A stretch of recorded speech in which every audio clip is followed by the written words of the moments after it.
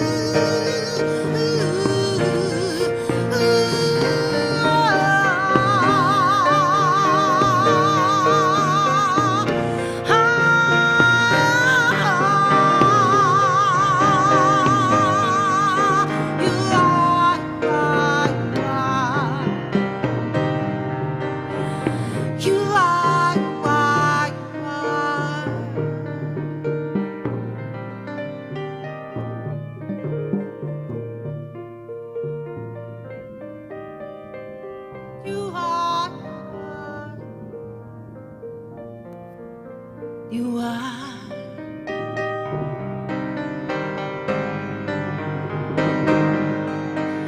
You are the Spirit on earth. Who you are, what you do, you're a blessing to the world. You're a blessing to the world. You're a blessing to the world.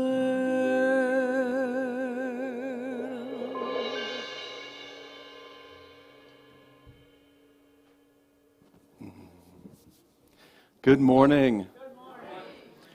And welcome. I'm Reverend John Riley. I have the joy of serving as your senior minister, and what a wonderful joy it is to see you all here today.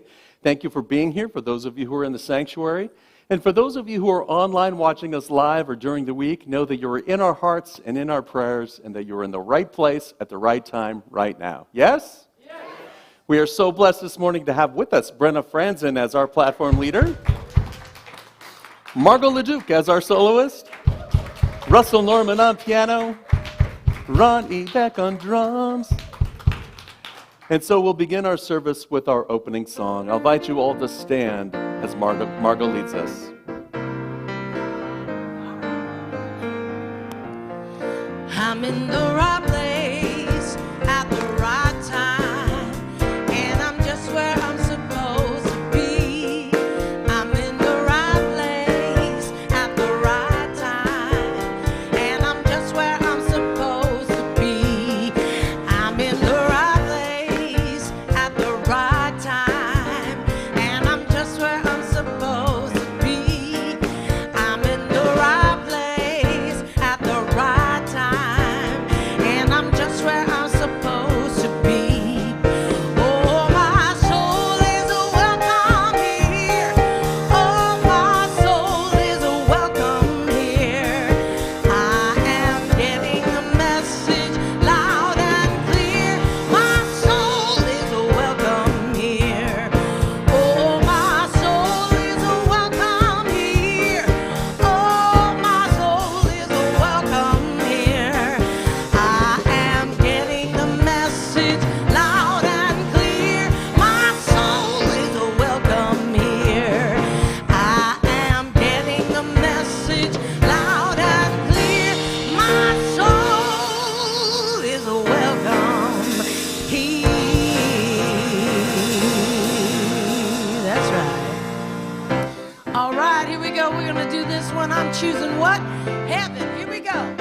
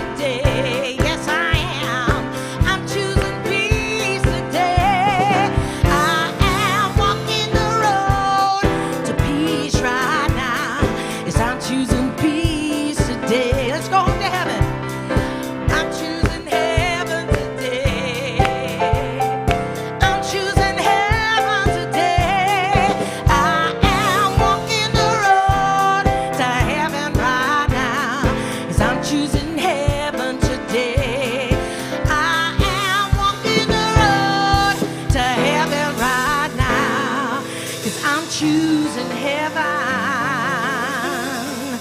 today.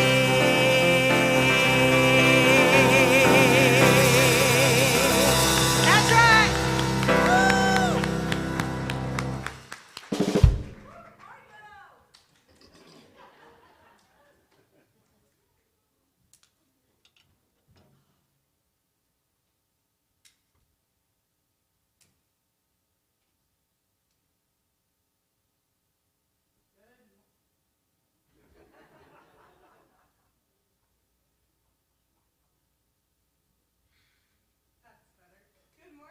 Palo Alto, how are you? Happy Sunday. My name is Brenna Franson, and I'm super extra excited to be here for you all this morning at Unity Palo Alto and share with you in sacred service. I'd like to tell you a little bit about Unity Palo Alto. First, we are a spiritual community. We teach positive, practical spiritual principles that you can apply each and every day in your lives so they are more joyful and abundant. Wherever you are on your spiritual journey, you are welcome here. It's so good to connect with all of you this morning, and I'm going to talk about our principles. So, we have 5 core principles that guides us on our spiritual path. The first one is God is.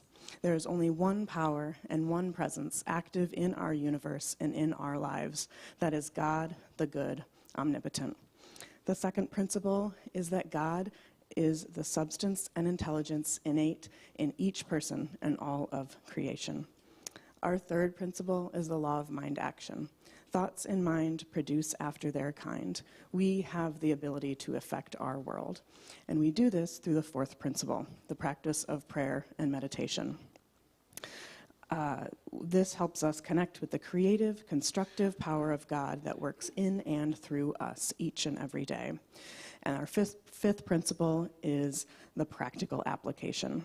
As we practice these principles daily, we express the divine within us, and life gets better. These 5 core principles guide us in living out our vision statement, and I invite you to affirm that with me. It's on the screen. Together, centered in God, we co-create a world that works for all. And so it is. We now continue our service with a call to worship.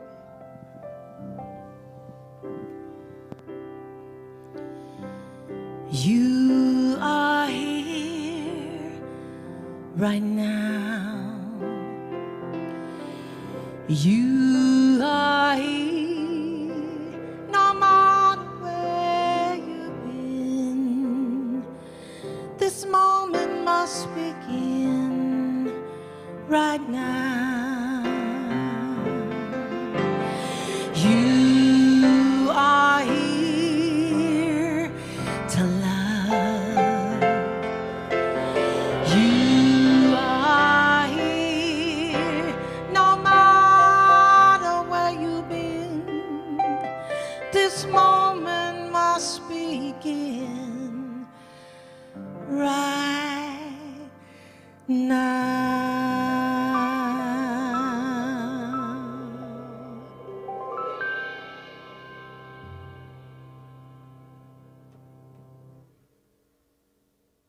Today's daily word is refresh. I'm going to say the affirmation and invite you to affirm it with me. Honoring the divine presence within, I am refreshed. Together. Honoring the divine presence within, I am refreshed. Stretching and yawning after a good sleep, enjoying a brisk walk in the early morning, or sipping a replenishing drink after a workout or time in the sun, I feel refreshed. I move forward into my next activity with a renewed feeling of well-being. Building upon and refreshing my knowledge may relieve me from thinking too much about my obligations. Spending time with a good book or revisiting favorite passages from my favorite writing can give me a relaxing mental pause. I find many opportunities to refresh my awareness that God, the divine presence, is within me wherever I am, whatever I'm doing. It only takes a moment to find God's presence reflected in the people and animals I encounter and in the natural beauty that surrounds me. Our scripture is from Romans 15:32. So that by God's will I may come to you with joy and be refreshed in your company.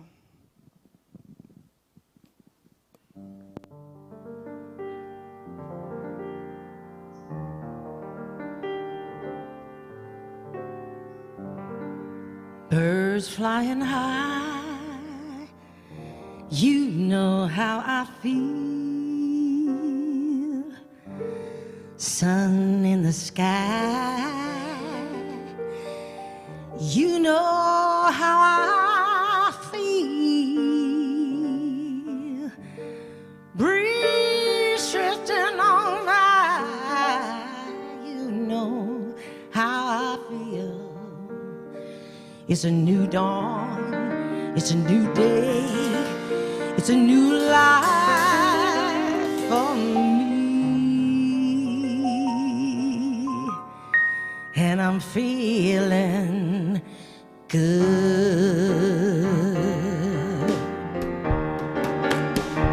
I'm feeling good.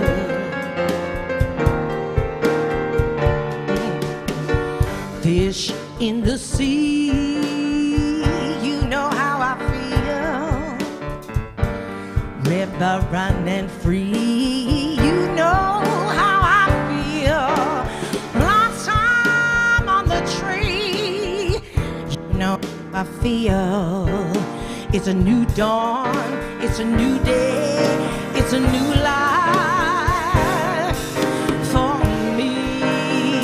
And I'm feeling good. How do you guys feel? You feel good? I'm so good. Dragonfly out in the sun, you know what I mean, don't you know? Butterflies are having fun, you know what I mean. Sleep when the day is done, that's what I mean. And this whole world is a new world and a bold world for me. And I'm feeling so good. Yeah, yeah, yeah. I'm feeling good. Yes, I'm so good. I'm feeling, I'm feeling, I'm feeling, I'm feeling, I'm feeling, I'm feeling, I'm feeling so, and I'm feeling good.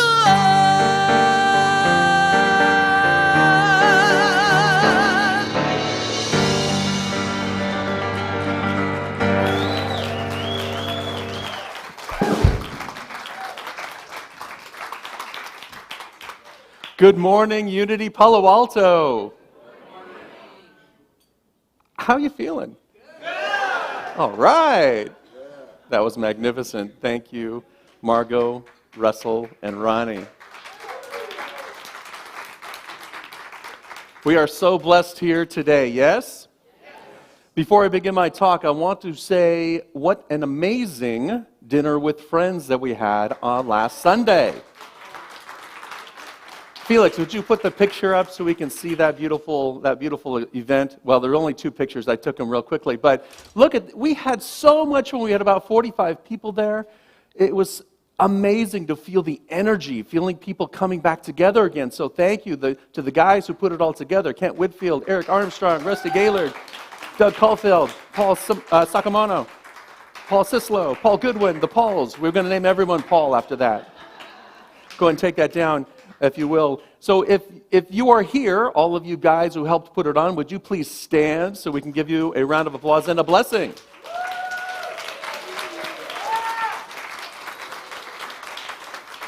Stay standing, stay standing. Oh my, you know how this rolls here. Paul, Kent, and Rusty, and everyone else who was involved, we love you, we bless you, we appreciate you, and we behold the light in you. And so it is. What a fantastic experience it was, just to feel the vibration. Doesn't it feel good to get back together again? You know, we've been through a thing, and we're still going through a thing, yeah? But it does feel good. It feels good to begin to, get back together with friends face to face, yeah? To feel good about, going to coffee face to face. Teaching face to face. Anybody here a teacher? I've noticed, yes. Getting back in front of students, having that connection. How about celebrating birthdays? How about celebrating births? We're going to have a blessing for Dylan, Benji, Franzen right here after the service, and you're all welcome to that, and Brenda will tell us more. But it just feels good, and doesn't it feel really good to be driving in traffic again? Oh yeah. Okay, that's one that I'd really like to, pass by. I would really like to transcend that. Anyone want to transcend that experience of driving in traffic? Yeah. Traffic is back. So there's some things that are different and some things that are the same. And as we get back together, get back to it, we're noticing that not everything that was happening before is the same. Even though we're getting back to it, there's still some differences out there. It still feels a little bit different. Are you experiencing that too? Some of you? Raise your hands. That way I can get a better sense. Oh, a lot of you. Okay. It's just a very quiet day. So some of the things that we would love to have back, the old way, the old things, some of the things that we really enjoyed aren't coming back. Some of the things that we really liked aren't coming back. And in some sense, there's some sadness in that. There's some loss in that. Wouldn't you agree? There's some grieving in that process. Now, some of the things that we really loved are coming back with joy and enthusiasm, with robustness. And those are the things that we're excited about, yes? So what is it in your life that you are discovering isn't there, that you'd like it to be, that just isn't a part of the culture anymore? Or the direction that the culture is moving into sometimes feels like it's changing. And what is in you that you are grieving? And it's important for us to acknowledge that, because otherwise, what are we doing? We're stuffing it down. We're ignoring it. And that grief is something that we have to experience and allow so that we can be present to it, so we can allow it to release, so that we can experience a sense of lightness and freedom, so we can experience our own forgiveness. And there are new things happening in our culture that we're not even aware of, and some of them are wonderful, and we're starting to experience that. Raise your hand if you've experienced something new since since we've started to get back together. Yeah, and some of those are good things, aren't they? So there's this idea that, things are changing, that the world is changing. We're seeing the observation of it, and just take a moment to acknowledge what's in your heart, what lifts you up and what you're sad about. Because it's all just a process of moving through it. There is a new era emerging. There is a new consciousness that's beginning to emerge. Now, I say beginning, but it's been happening now for the last 100 years. It's been slow. It's been slowly moving along. But then the pandemic came, and the pandemic acted as an accelerant. And now things are happening faster and faster and faster. And so change is among us. Now, how many of us just love change? Paul, Bridget, 4 of us, 5 of us, 6 of us. Oh, yeah, okay, come on. Either you're committed or not. You're in or you're out. Not everybody loves change. And the reason that is true is because our brains are wired to make you think everything is fine. Everything is the same. Don't look at change. Don't worry, you're safe. So we're wired to see what the patterns are in life. We're wired not to see the change, but we're wired to see the patterns. That's why I get so excited in the fall, because all of a sudden, it's like one day, all of the trees in the parking lot turn bright orange and yellow and fluorescent. It's like, boom, all of a sudden, because I didn't see gradually, oh, there's one leaf. There's another leaf hiding in there. Right? We tend to look at things as the same and to pattern our lives so that we feel comfortable, so they're not worried about it. But this is a time when we need to really lean into change. We really need to lean into this expression of consciousness that is emerging. And it is emerging whether we like it or not. We can accept it or we can fight against it. It doesn't care. It's emerging, this new consciousness. Now, Jim Lockhart, he's an author and a New Thought luminary, and he talks about this time as being in a liminal space.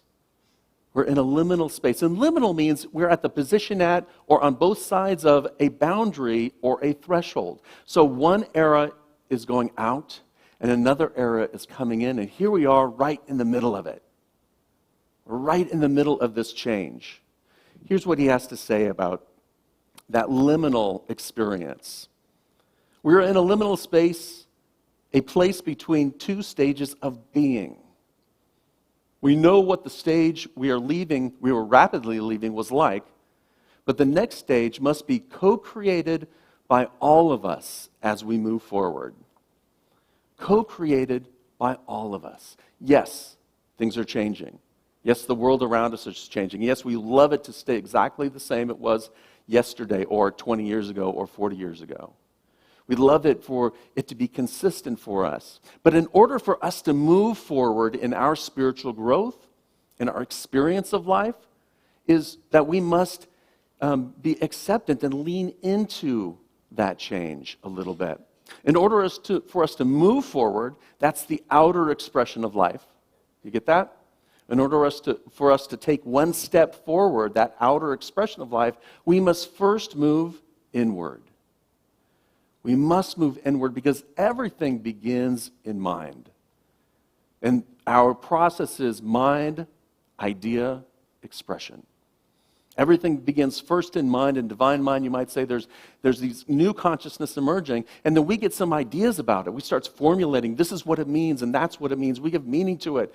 We give meaning to, oh, I don't like it this way, and I love it that way. And then we express from that understanding. So we have to, in order for us to usher in a brave new world, in order for us to create a world that works for all, for us to move through this change in consciousness, this new era with ease and grace, we must first move back in. All of life is that cycle. We move in and then we move out. That's our practice. We go into meditation and affirmative prayer and then we express it out into the world. And if we did that on a regular basis, and I'm talking daily, I'm talking, every few minutes, move within, connect with spirit, connect with that presence and power that's within you, and then express. If we just did that one thing, what would life be like? So as we start to move into this idea of change, we need to understand that we must lean into it and be open to what's happening. C.S. Lewis once said, "We are like eggs at present." Look at all you little eggs out there.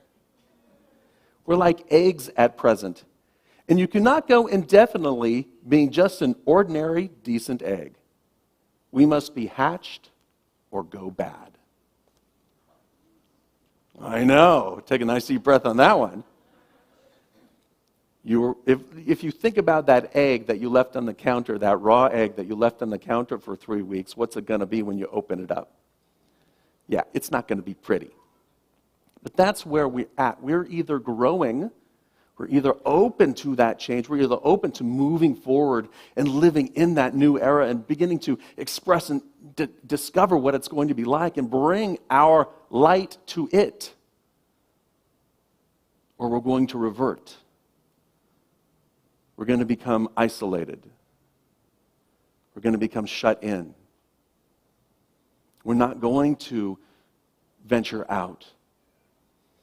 We're going to become more fearful. So which direction do you want to go? That's a rhetorical question. Because we all want to grow. We all want to experience joy, but it's not always easy. We must learn to lean into the change and allow this new experience of us to hatch. As Lockhart said, it's a new era of beingness. It's how we are showing up in here and how we show up out there. The liminal space that we're in, we can all feel the effects. We feel it personally, as we talked about earlier, and we feel it as a spiritual community. We feel it as a group coming together. And we're always saying it, when's everyone coming back? Well, we have about 40 people online. We have about 40, 50 people here. People are doing their thing. Who says they're not back? Right? We're looking at it from that lens of what we used to think of church and seeing it through that lens of lack. It's no longer here. How about the idea of, we used to have bulletins? I'm not going to ask the question because then I'll be compelled to create a bulletin. Right? We used to have ushers. We used to do all of these different things that created something. It was very interesting because I was reading another, I forget the name, but another luminary who looks at Christianity as a whole. And he was saying, the church has become like a country club. Everyone take a nice deep breath. Right? Someone bring me my martini. Someone bring me my spiritual practice so that I don't have to do anything. And really, it's not about the church being a service. It's about the church being the community, the beloved community. It's about us coming together. Now, historically, when a new era emerged, and this is going back thousands of years, looking at how the different eras in consciousness emerged and the reactions that churches had to it. The churches were the last to hear. The churches were the loudest to complain. How about those kids and their iPhones? I can't believe it. The churches were dragged kicking and screaming into the new culture because culture changed. And historically, the church didn't want to change. And then what happens? Well, we got together and we decided that God now wants... No, I don't... Church changed, didn't it? And church is changing again today.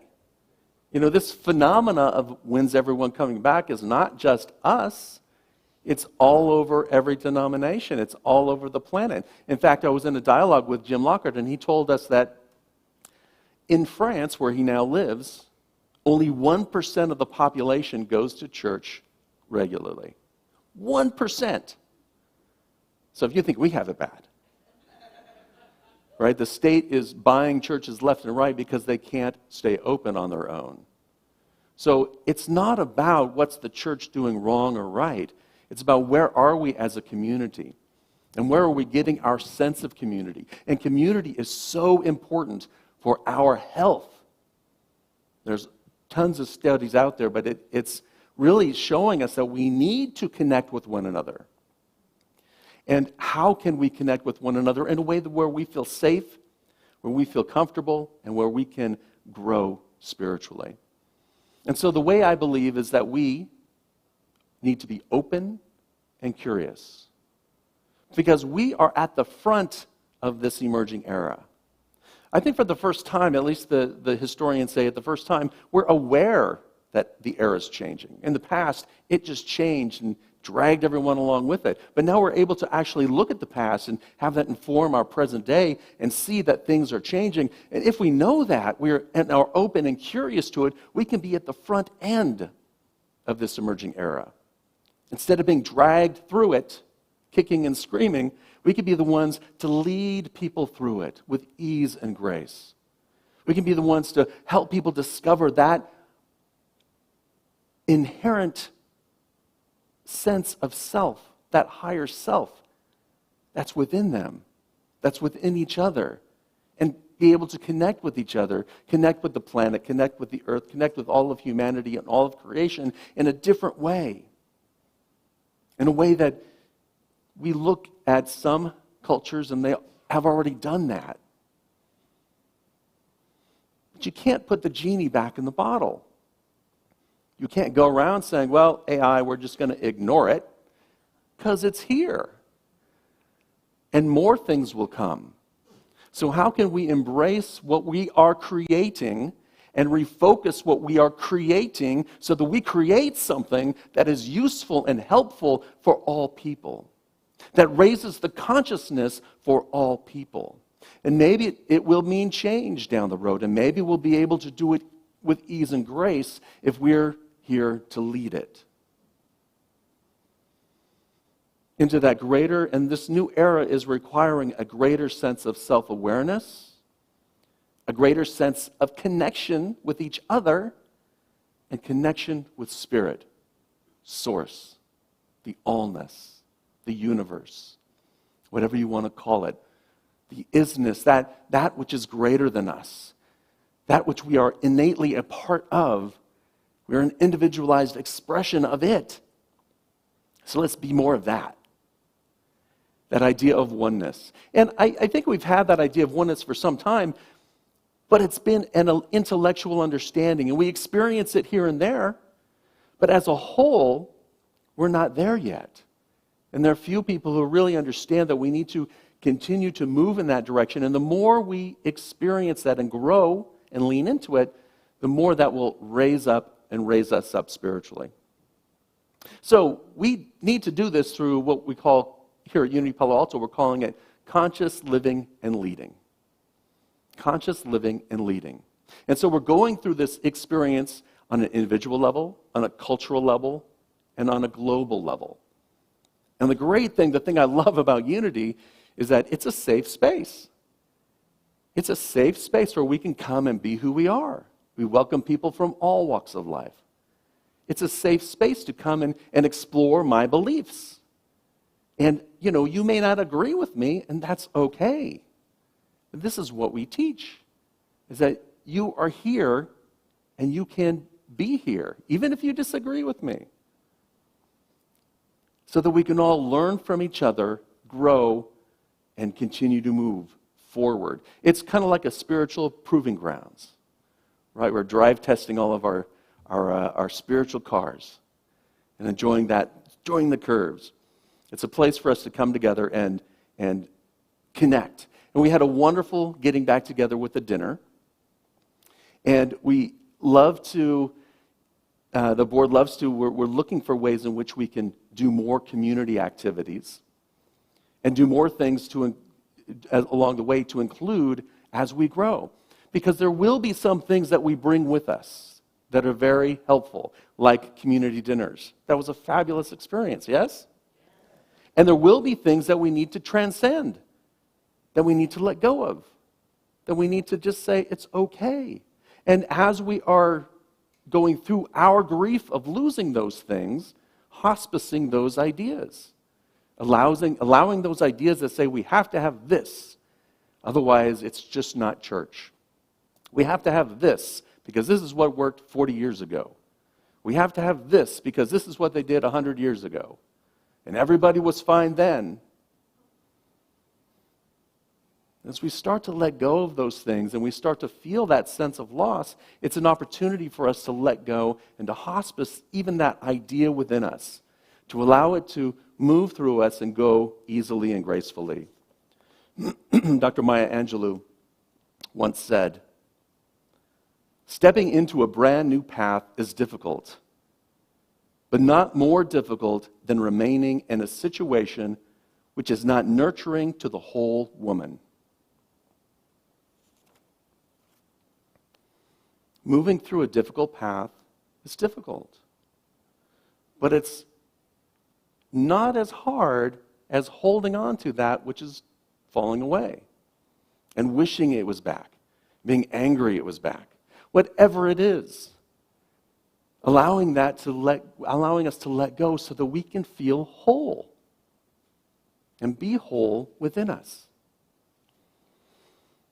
Now, back in March, the Board of Trustees got together, and our idea was, what if we can just come together as a community? What if we can do things to build community? And so we had things like the dinner with friends. We have things like pick-a parties. We have things like the lunch brunch, which didn't even come from the board. We have these ideas to come together for us to just dip our toes into getting back to it. But community cannot be created by the minister. As much as I demand it, as much as I decree it, make it so, number one. No, that's a different show. Community cannot be created by the board. Community can only be created by us. By all of us. By the community. By a group of men who decided we're going to put on a dinner for friends. By Rusty, who got a group of guys together and said, let's go do this. By a group of people who said, let's throw a party. And here's a party I'm going to create. By someone who said, let's get every fourth Sunday of the month, go outside and share lunch together. Bring our own lunch, have a brunch, and we'll talk. The community, the sacred community, the beloved community, that's what we are here to create at Unity Palo Alto. It's to create that, yes, we have teachings. Yes, we have great spiritual principles, I think. Yes, they are empowering. They will help you discover that spiritual magnificence within you, and they will help you transform your life if you choose to use them. And the way we learn about them is so much more powerful when we learn it together, when we practice together, when we share our ups and downs about it, when we share our doubts about it, when we discuss what we agree or don't agree with that crazy guy on the stage. And we have to make a decision. We have to make a decision that we're going to make this change together. So over the next, I want to just tell you a little bit more about the board, because what the board is committed to do, it's changed too. We have grown and we are trying something new. We are using the book, the 15 Conscious Commitments of Spiritual Leaders. No, 15 Conscious Commitments of, what is it, Rusty? Do you know it off the top of your head? 15 Commitments of Conscious Leadership. Hey, there it is on my next slide.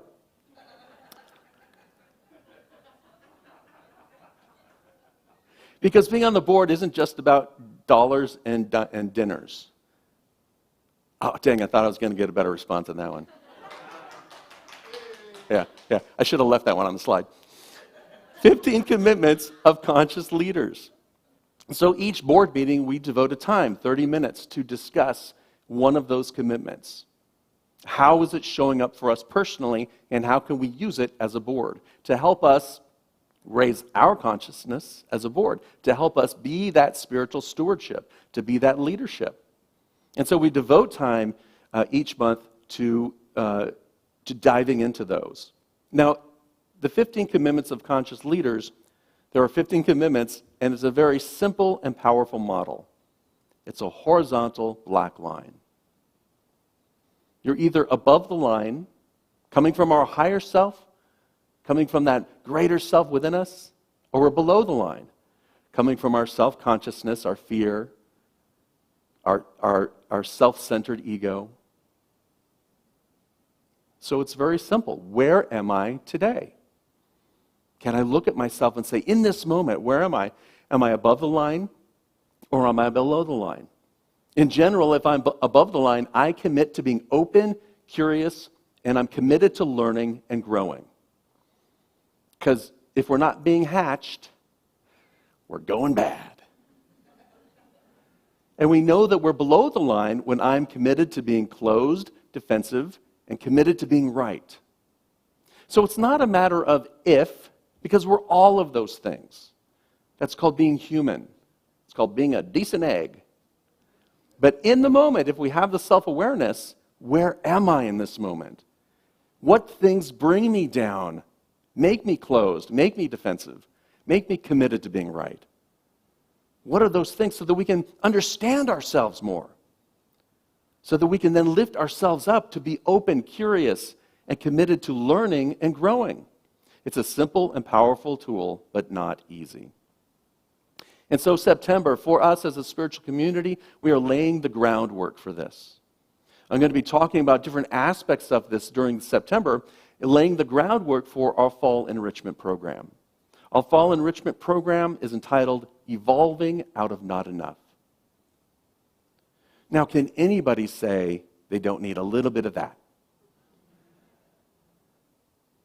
Kent doesn't need a little bit of that. Kent and I need a lot of that. Okay, I should speak for myself. So we are laying the groundwork for this fall program. And if you would like to see the board in action, the last Sunday of the month, the 24th, is our board meeting here at 11:30 in the Yes Hall. It's a great opportunity for you to see how the board operates. Lunch will be provided. If you're curious about our finances, this is the right opportunity for you to understand where we're at financially. If you're curious about what the board talks about or how we interact, this is the perfect opportunity to come and see your board in action. We have a fabulous board. It's an amazing group of people, and I'm so blessed by each one of us. Now, in our fall enrichment program, that begins October 1st, the week of October 1st. And the way it works is, we are asking people to open their homes. I think we have 5 or 6 right now, small groups ready, or have said yes. And so if you have a space where you can invite people in, that's great. The small groups are probably going to be around 10 people max. And what do? We come together to learn, to talk. Each week we'll get a little study guide.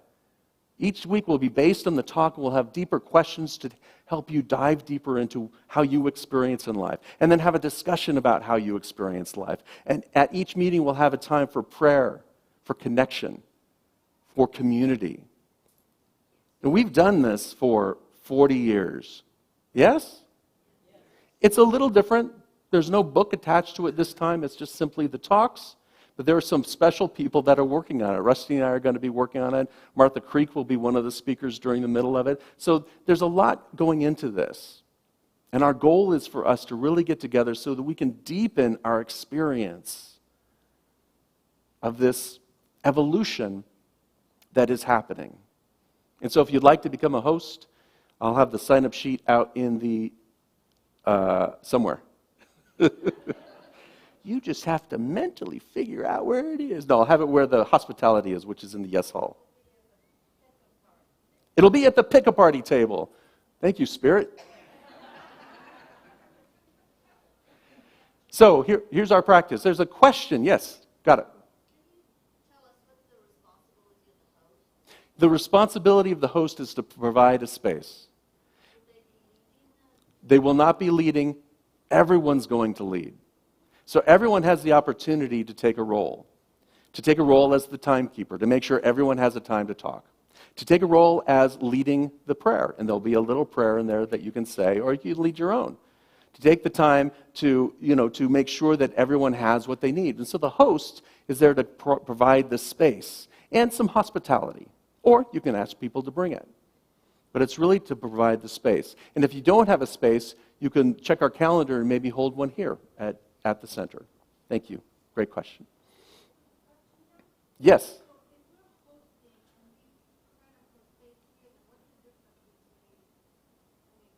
Well, you're organizing the space here. You'll organize the chairs and things like that. So you'll create the space when you get here, because everything's in the closet.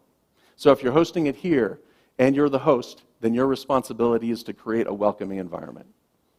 Pretty straightforward. So here's our spiritual practice. Are you ready? Oh gosh, it was like crickets. It's like crickets. All right. We're going to go with commitment number 2, learning through curiosity. Here's what happens. We're going through life, and then something happens, right? Whatever that something is, it could be a diagnosis, it could be, a call from a friend, it could be something high, it could be something low, but something happens, and immediately we start drifting into the worst possible scenario. We start drifting into, how can I fix this problem? So we start drifting into that lower self below the line. We're closed, we're self-conscious, we're starting to think that we have to be right, all of those things. And then we have the choice. Once we understand that, once we realize, hey, I'm drifting down below the line, I have a choice to move above the line. And I have a choice to shift with curiosity. Something's happening. I wonder, write that down. You can quote me on this. I wonder what's happening here. I wonder what's here for me to learn. I wonder what's going on with the other person. Maybe they need some more compassion, some understanding. I wonder what I can give to the situation that will lift people up. I wonder how I can become more open, where I can learn. Maybe there's something here that I don't understand. Maybe am I striving to be right? I can take a step back and breathe and just allow something new to emerge. I wonder. With that one question, that curiosity shifts us into an open mindset. It allows our curious mind to see what's out there and then take that into discernment to see what's right for you, rather than immediately dismissing it, rather than immediately shutting it down. So here's a story, a quick story. Now, I want to share, a few people have actually come up to me and asked me about my story about my kids, and whether, my kids like me telling stories, or whether I ask them if it's okay to tell stories about them. And I kind of just thought to myself, maybe I need to take that question into discernment. So I decided, until I decide what I'm going to do there, I'm not going to tell stories about my kids anymore. Is that okay? So Tiffany and I are driving down the freeway. She's driving, and there's these 2 kids in my back of my car. I have no idea who they are. I don't know how they got there. They're just there.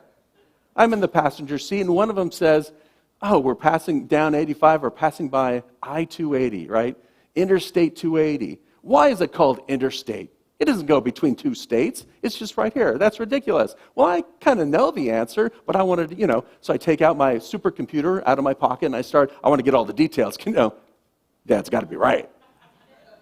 So I'm looking up, why is it called interstate? And then I realize I'm listening to them, and they're just arguing about how crazy people are who are naming roads, and why do they name it like that, and why did they do it this way? By the time I got all my data, they're like 3 conversations ahead. And I realized they weren't being curious. When they asked the question why, they just posed a question so that they could, because they have the same supercomputer in their pocket. They could look it up if they were really curious. They just wanted an excuse to complain. And I'm like, okay, I closed my supercomputer, I put it in my pocket. At least they're not complaining about each other. My job is done. So beware of false curiosity. This isn't something that you're looking for out there. This is something that we're looking for in here. It's not if, it's when. When do I use curiosity as a way to complain? When do I use curiosity as a way to make an excuse for myself? To revert to my old patterns, or to do nothing at all? That idea of curiosity, if we're using it incorrectly, is simply our way of being below the line. So we need to use it as a way to truly be open. And if you are self-aware and self-authentic, you can ask the question, why am I doing this? What am I trying to stay away from? What am I rejecting in my life? What am I pushing away in my life? What is it that there's your curiosity. Getting back to what's going on within me. So not using it as a way to prove that you're right. Living and leading above the line, we lead from our higher self-consciousness, our higher state of consciousness when we're above the line. We're more open, we're more receptive we're more intuitive, we have greater ideas, we're more effective. Did I say that? We're open, curious, and committed to learning when we're above the line. When we're below the line, we are defensive and committed to being right. So, are you in? It's simple. It's not always easy. So don't get too upset with yourself. And this isn't about telling your partner, this is the way you should be. This is all self-work. So just be gentle with yourself and allow yourselves to be open and ready to receive. Felix, can we move to the affirmation? Our affirmation for today, I'll read it first and then invite you to affirm it with me. I meet this moment with curiosity, open to the gifts of Spirit. Together, I meet this moment with curiosity, open to the gifts of Spirit. And so it is. When we're open to receive, when we're open to be curious, it shifts us completely. I love this quote from Rumi. Yesterday, I was clever, so I wanted to change the world. Today, I am wise, so I am changing myself. Let's take that into our time of meditation and affirmative prayer.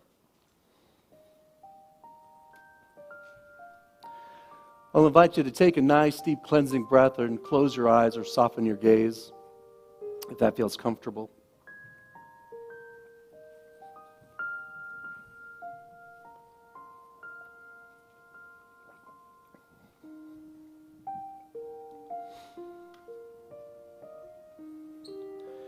And in this moment, we take a nice, deep, cleansing breath. We release all of the stress and strain that we may have been carrying through this day.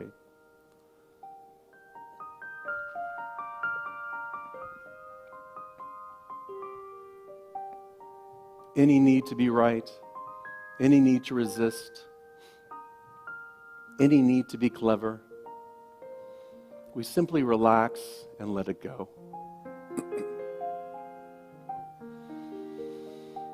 And in this moment, with each breath, I open my mind. I open my mind to divine inspiration. I open my mind to connect with divine love, that harmonizing power within me. I open my mind to receive in the stillness of the silence.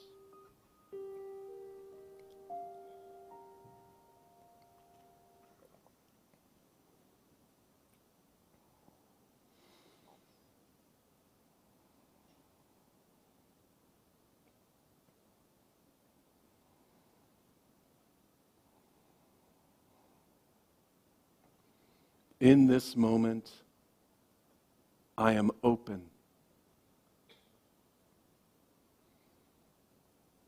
In this moment, I delight in Spirit. I delight in the possibilities of Spirit moving in, through, and as me. I delight in the joys that are to come. I am curious to what our challenges have to bring to me, have to show me. I am open to learning from each situation. In this moment, I am open and curious, and the gifts of Spirit flow with ease and grace. I am wise. I am whole. I am one. Let us celebrate by singing the Alleluia.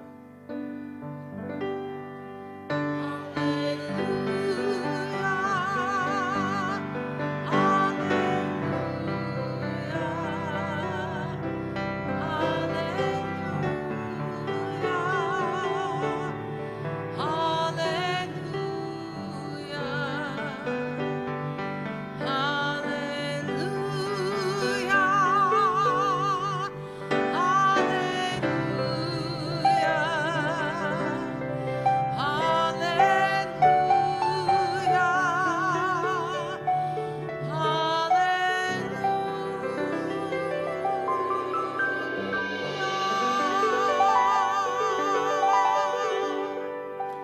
And with a nice deep cleansing breath, we return our attention to this time and this space, allowing ourselves to be fully present, fully open, and allowing that divine intelligence, that divine wisdom to guide us every step of the way.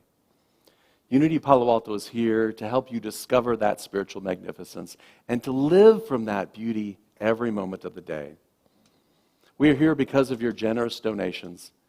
And if you would like to make a donation, there are many ways in which you can support us. If you're here in the sanctuary, there's a silver box in the back. You're welcome to put your donation in there.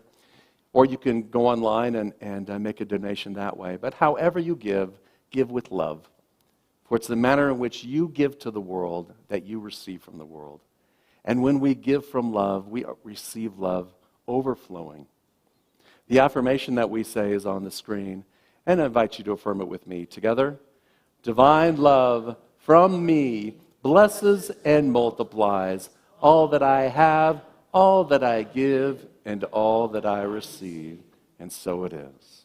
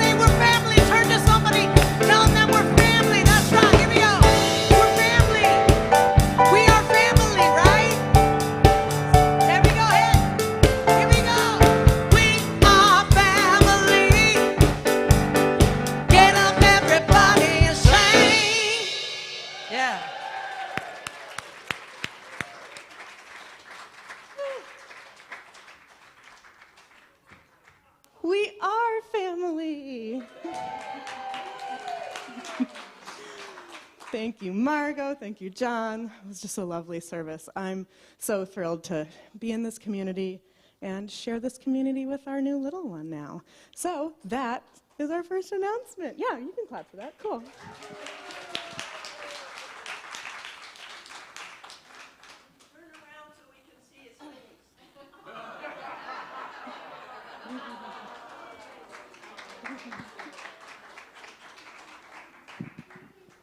All right. Well, as you know, we're blessed and so thrilled to be here and to share with our community and music and celebration and the message. The connection that we share extends beyond our Sunday service, and we have lots of opportunities for sacred growth and celebrating our community. Speaking of which, we have a lovely little blessing. That's us today after service. Yeah. So today we are honored that John is going to bless our little Dylan, and we'd love for all of you to be there as well. It'll just be super quick turnover after the service, quick bathroom break, and then come on back in. And then we also have an open house in the Yes Hall afterward. There's lots of food. No gifts are expected or anything like that. Please just come and celebrate Dylan, and yeah, just give us all lots of hugs and love. All right. So, yeah. So we are not the only party that's happening. We also have pickup parties. We're super pleased to announce that additional tickets have been added to the Caribbean Food and Music Fest at 11:30 on Saturday, September 16th. And, oh, we do have another party. That's ours, board games. Yeah, so on Sunday, September 17th, after service, Daniel and I and Dylan will be hosting a board game party at our house. So if you didn't get enough of Dylan today, you can come over and play board games with him next. So there's lots of opportunities to register for pickup parties. You can go to our website, unitypaloalto.org, and our last announcement is that the Board of Trustees is having a special meeting. It is Sunday the 24th at 11:30. It's in the Yes Hall. There's lunch provided. We like to do these, I'm not on the board anymore. They like to do these things after service once in a while to make sure that all of you can show up if you're already here at service. So I hope you are there. All right. It's a community announcement. All right. So there are lots more ways to share the good news that is Unity Palo Alto beyond this. Like I said, you can go to our website at unitypaloalto.org. You can also join us on our social media channels, which are on the screen. And there's lots of good things happening. All right. Today is the first Sunday of the month, so Dylan and I and all of you are going to sing happy birthday. If it's your birthday in this month of September, please stand so we can recognize you. Happy birthday to you. Happy birthday to you. Happy birthday, you're wonderful. Happy birthday to you.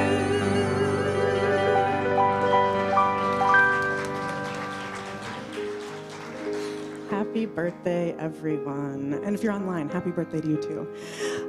And now I would like to ask the prayer chaplains who are serving today to please stand. We have our two lovely prayer chaplains. Thank you so much for your service. If you're in any need of prayer today, they're here to lovingly listen, hold sacred space, and affirmatively pray with you after the service. Thank you for serving us in this way. And I also wanted to mention that hospitality is in the Yes Hall today too. All right, now I invite you to stand as we sing our song of peace.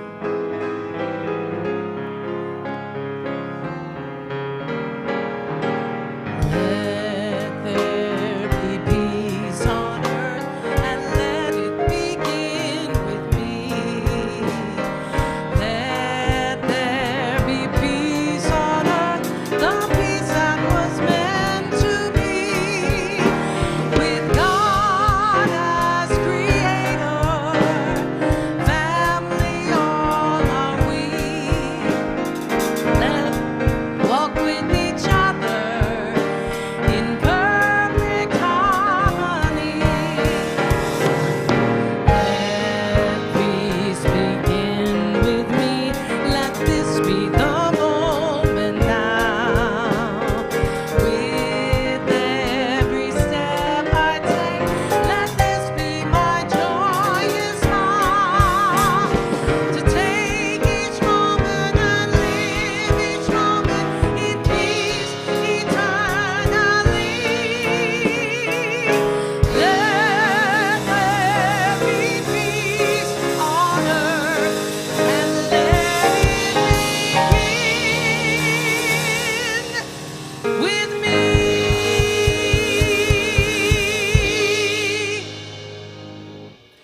now our prayer for...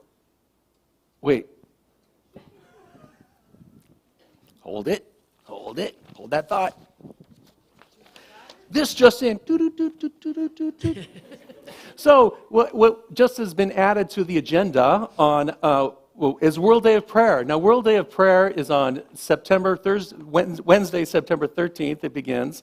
This is a 30-year experience that Unity created by a couple of ministers going through ministerial school, and it's been going on every year since then. As we unite in hearts and minds with people from around the globe, this year we are affirming together, I open my heart to healing in this moment. And our wonderful prayer chaplains will be here in the sanctuary on Wednesday, September 13th at 7 p.m. for a beautiful prayer, World Day of Prayer service, and you are all invited to participate in that. And oh yes, they'll be right here in the Zoom room. Thank you very much. So you're welcome to join from wherever you are. And yay! And now our prayer for protection. Together, the light of God surrounds us, the love of God enfolds us, the power of God protects us, the presence of God watches over us.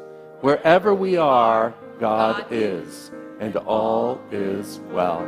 Love and blessings, everyone. Have a wonderful week. We'll see you soon.